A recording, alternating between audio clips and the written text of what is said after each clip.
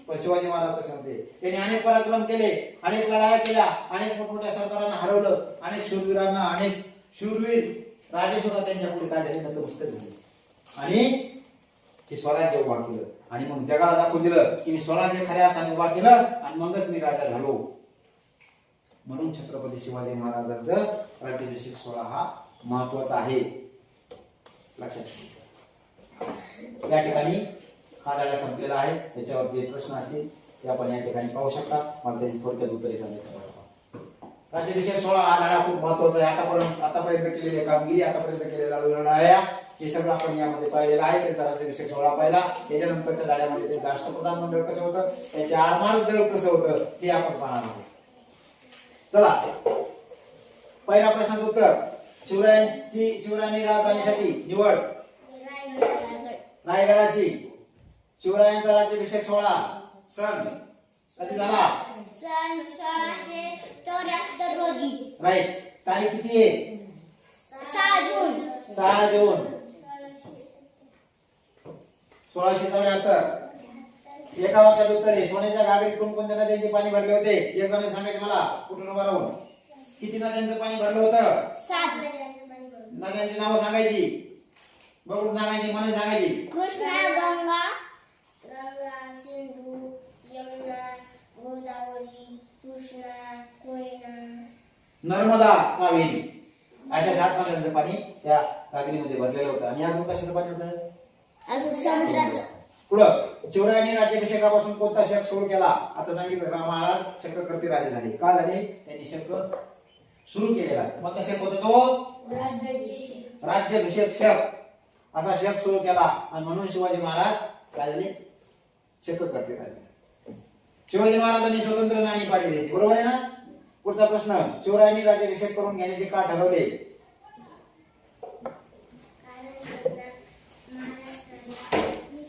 कळवायचं होतं की मी राजा आहे महाराष्ट्राचा.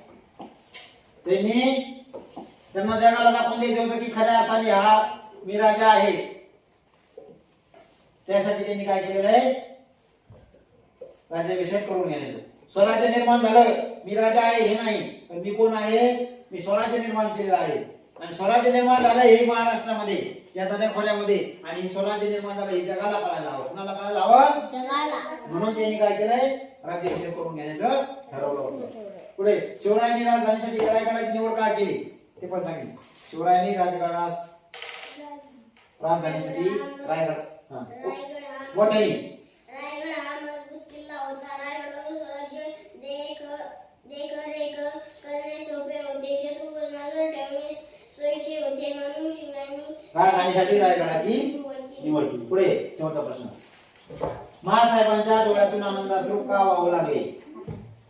आता सांगितलं सुरुवातीला. प्रज्वल बंद कर म्हणलं, बंद कर. हा,